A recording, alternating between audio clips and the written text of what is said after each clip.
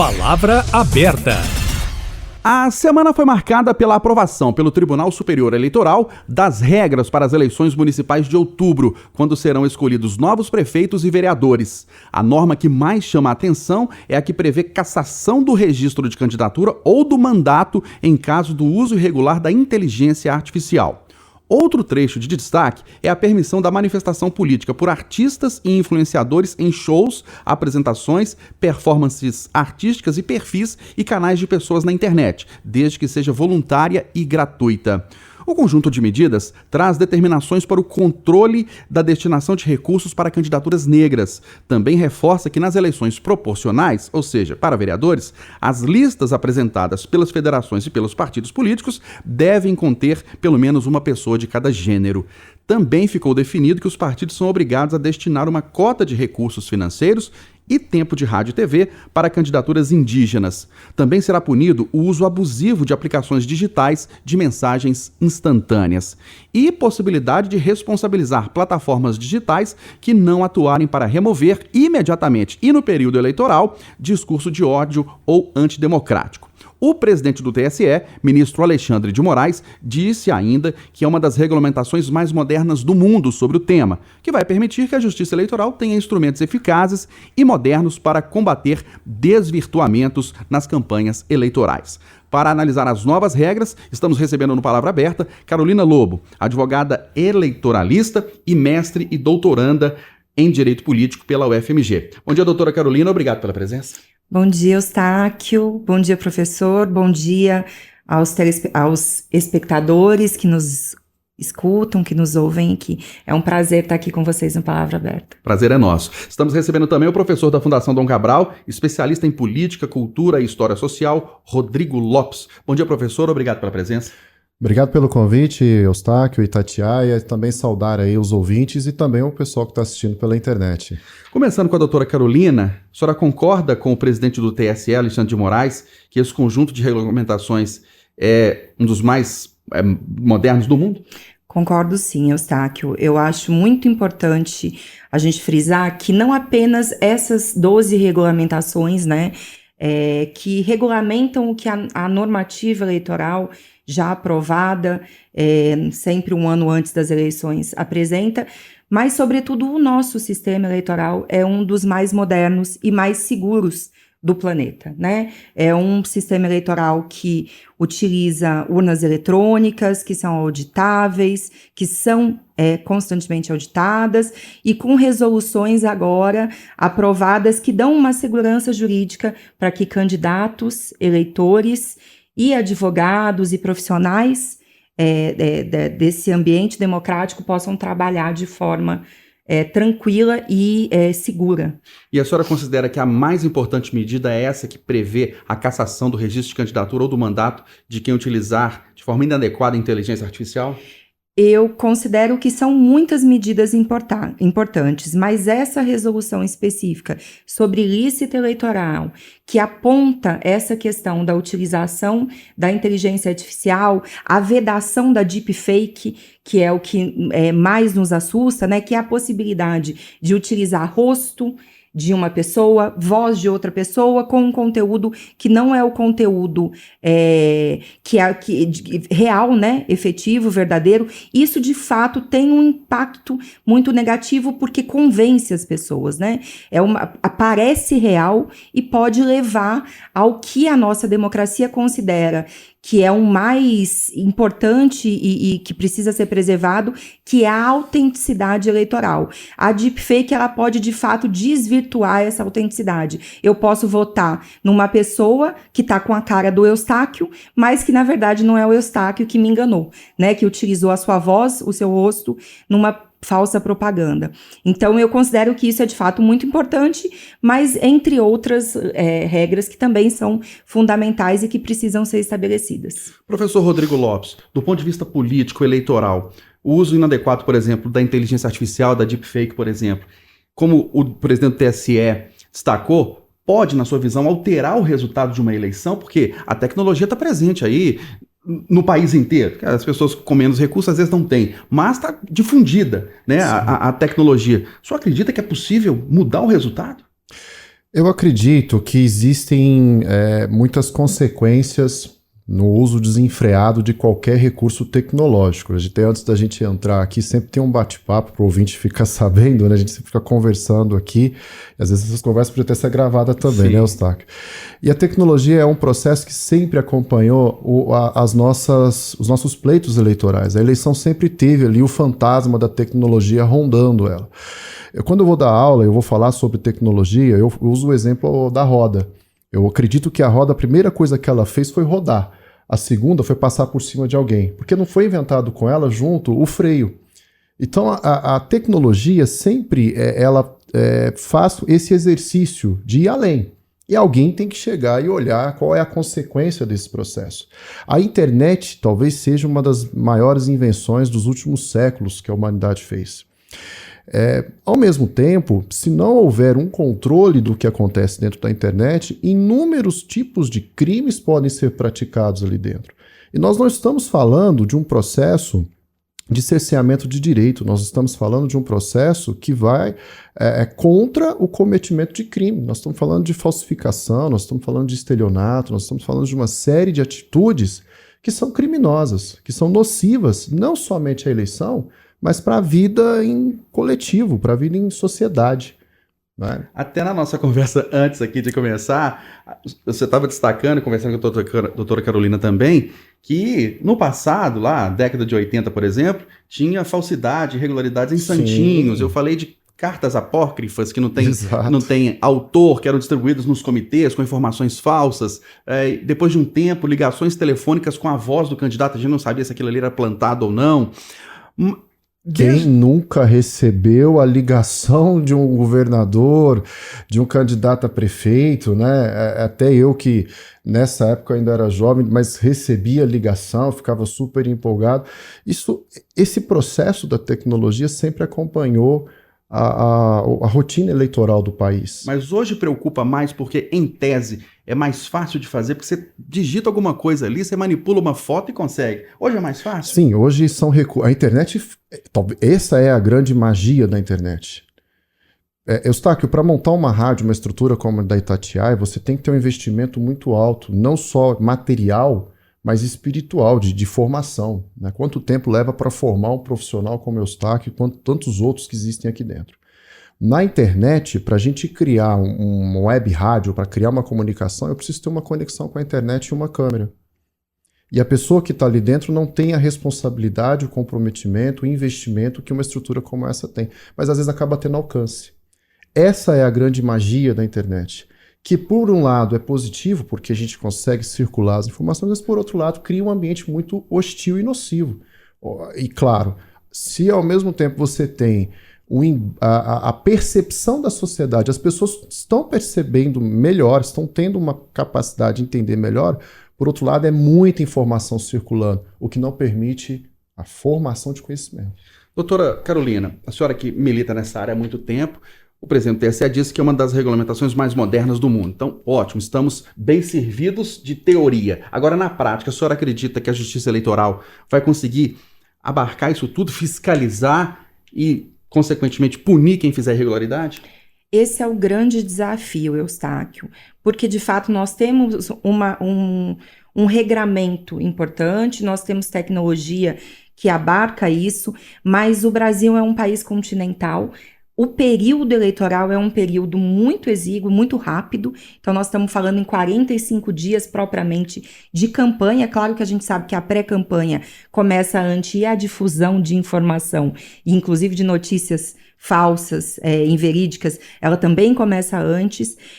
E a gente, de fato, o Estado brasileiro não tem perna. Eu entendo que a gente tenha muita dificuldade de garantir esse controle, não só na parte eleitoral, mas como o professor bem salientou, a tecnologia e a velocidade da internet, ela permite que esse tipo de informação transite de forma muito rápida. Então, eu acho que o grande desafio é a Justiça Eleitoral conseguir que exista também um controle social. E aí eu acho que a palavra-chave que o professor trouxe foi essa de educação, né? De conhecimento. Então, o objetivo central dessas resoluções é mostrar, deixar claro que as plataformas, as big techs, elas também vão ter que dizer, para deixar evidente para a população, aqui tem inteligência artificial. Isso aqui não é o candidato que está te ligando, né? Naquela época, é como se viesse um banner dizendo, olha, isso aqui tem uma inteligência artificial, aqui não é o candidato falando com você, aqui é um sistema que está falando com você, para que as pessoas, esse controle social possa ser exercido. Porque sem o conhecimento, e esse é o grande desafio, fazer com que o eleitor entenda, compreenda qual é a realidade, se aquilo ali é uma informação que está vindo da própria boca do candidato, ou se é um sistema, ou se é uma informação que vem de um apoiador. Compreender, saber discernir, esse é o grande desafio. Mas eu acho que o controle social, ele passa exatamente por isso, por regras claras, por possibilidade de culpabilização e responsabilização de quem comete o crime, de quem permite que o crime aconteça e seja difundido. Então, as big techs agora, elas podem sim ser responsabilizadas, isso é muito importante, elas vão ter que retirar o conteúdo com uma velocidade maior, elas vão ter que propiciar que o conteúdo que desmente aquilo ali, ele seja colocado de forma mais efetiva. E a gente vai precisar, nesse processo de construção educativa que só o ambiente democrático propicia, avançando nesse sentido, né? Com a consciência, conscientizando as pessoas de que faz parte do jogo. Discutir, debater, apresentar propostas, criticar adversários, apontar falhas eventualmente realizadas, mas não faz parte do jogo difundir informação falsa, usar rosto de alguém com a fala de outra pessoa, e isso, o que não faz parte do jogo precisa ser punido, precisa ser identificado, e quem comete esse tipo de ilícito precisa ser responsabilizado. Professor Rodrigo Lopes, a gente sabe que muitas pessoas decidem o seu voto horas antes do domingo de eleição, dias antes. Aí eu reforço aquela pergunta, o senhor acredita que uma inteligência artificial que manipula ali imagens, vozes de um candidato, isso pode, aí às vezes na estratégia de quem está cometendo esse ilícito, ele deixa para jogar na internet 4 dias antes da eleição. Só acredita que pode mudar o resultado? Sim, se a gente considerar, a eleição municipal ela tem uma dinâmica muito diferente de uma eleição nacional. É uma eleição onde o eleitor está mais preocupado com a zeladoria do município, né? Ainda que a gente pense em grandes cidades como Belo Horizonte, São Paulo, Rio, que são cidades que têm uma projeção a nível nacional, a configuração, a forma que a gente chama de cultura política, né, desses municípios, elas são mais tangíveis. Eu estou preocupado com a iluminação do município, eu estou preocupado com os meios de transporte, estou preocupado com a segurança, estou preocupado com a minha rua.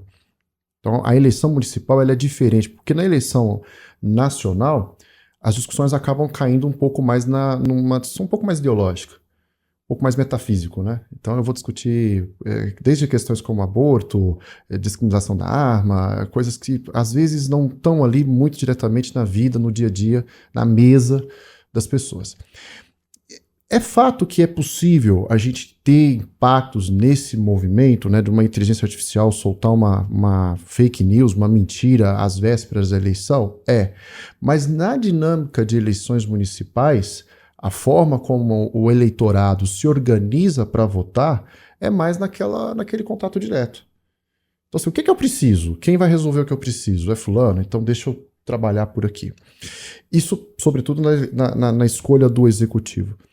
No legislativo, no caso das câmaras de vereadores, né, esse processo ele ainda é mais próximo, né, porque eu vou querer votar naquele cara que está representando o meu bairro, a minha rua, a minha comunidade, o grupo ao qual eu pertenço, seja um grupo religioso, profissional. E em muitas cidades do interior, muita gente literalmente vai lá na porta, bate na porta da casa do prefeito, do vereador e pede alguma coisa. Que eu tenho amigos no interior, aí, prefeitos, amigos do interior aí, de muitas cidades, e eu convivo, né, de às vezes fazer algumas ações, algumas atividades ali junto a eles, de projetos, e é nítido, isso é presente, assim, né, de parar, de conversar com a Dona Maria, de conversar conversar com o seu João, é uma dinâmica muito diferente do que a gente experimenta nas grandes cidades. E as eleições são definidas ali por 40 votos, 30 votos, então é uma coisa muito diferente. Tentando te responder, né, porque eu acho que eu estou te enrolando. É possível? É possível. Mas eu penso que isso existe no Brasil há muitos anos, há muitas eleições. No interior tem um negócio chamado matraca, né, que é aquele movimento que o pessoal sai passando na rua fazendo um barulho, né, para anunciar voto, para anunciar político, para anunciar a reunião. Esses movimentos de santinho, de mentira, de fulano fez isso, fulano está traindo a esposa, candidato está sendo isso existe há muito tempo. Né? Nós não podemos imaginar que o eleitor no Brasil, sobretudo dada a nossa democracia, apesar de ter essa configuração mais recente, eu acredito que a gente tenha amadurecido enquanto sociedade a cada eleição. Por mais que tentem me mostrar que existe a briga, a polarização e que muitas vezes deslegitima o processo eleitoral, eu acredito que o brasileiro, na maior parte, na maioria das pessoas, acredite muito no processo eleitoral. Existe alternância, existe candidatos que despontam e vencem a eleição. Então eu acredito que o brasileiro, na sua maior parte, acredita no processo eleitoral. A gente precisa trabalhar enquanto meio de comunicação, enquanto educadores, a consciência e a educação e a compreensão do que é a democracia e a eleição dentro disso. Doutora Carolina, até a gente já caminhando para o nosso final, vou fazer uma pergunta para a senhora. Há uma série de normas estabelecidas pelo Tribunal Superior Eleitoral, a gente tem leis que tratam do conteúdo que é publicado na internet, essa luta para que as plataformas sejam responsabilizadas também, né, que retirem conteúdos aí de discurso de ódio, de mentira, mas muita gente, por outro lado, fala assim, não, a internet é uma terra de ninguém.